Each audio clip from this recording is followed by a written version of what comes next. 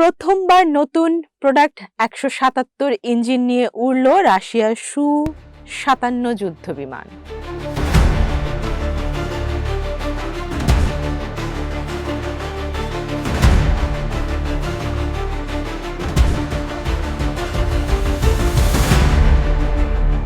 Russia প্রথমবারের মতো নতুন প্রোডাক্ট ১৭৭ ইঞ্জিন সংযুক্ত করে পঞ্চম প্রজন্মের যুদ্ধবিমান সু-৫৭ এর পরীক্ষামূলক উড্ডয়ন সম্পন্ন করেছে বলে জানিয়েছে রাষ্ট্রায়ত্ত প্রতিষ্ঠান প্রতিরক্ষা শিল্প সংস্থা রোস্টেক।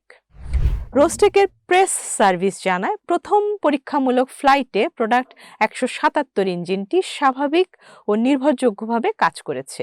ইউনাইটেড ইঞ্জিন কর্পোরেশনের আওতাধীন পিএসসিজে ইউইসি ইউএমপিওর শাখা এ লিউলকা ডিজাইন ব্যুরো এর জেনারেল ডিজাইনার ও পরিচালক ইভজেনি মার্চুকভ এ তথ্য নিশ্চিত করেন।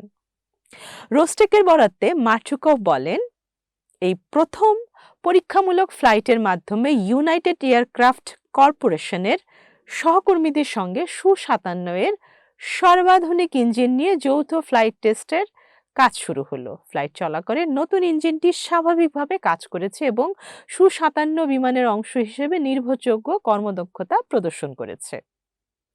মার্চুকভ আরও জানান, পূর্ববর্তী প্রজন্মের ইঞ্জিনের তুলনায় প্রোডাক্ট ১৭৭ এর কারিগরি সক্ষমতা উল্লেখযোগ্যভাবে উন্নত। এই ইঞ্জিনের মাধ্যমে সর্বশেষ প্রযুক্তি, নতুন উপকরণ এবং উদ্ভাবনী নকশা সমাধান যুক্ত করা সম্ভব হয়েছে। ইউনাইটেড ইঞ্জিন কর্পোরেশন ইউইসি পঞ্চম প্রজন্মের বিমান ব্যবস্থার জন্য এই ইঞ্জিনটি তৈরি করেছে। প্রোডাক্ট ১৭৭ এর সর্বোচ্চ থ্রাস্ট ক্ষমতা ১৬,০০০ কিলোগ্রাম ফোর্স। একই সঙ্গে এটি সব ধরনের ফ্লাইট মোডে কম জ্বালানি খরচ করে এবং এর কার্যকাল বা সার্ভিস লাইফও আগের তুলনায় বেশি।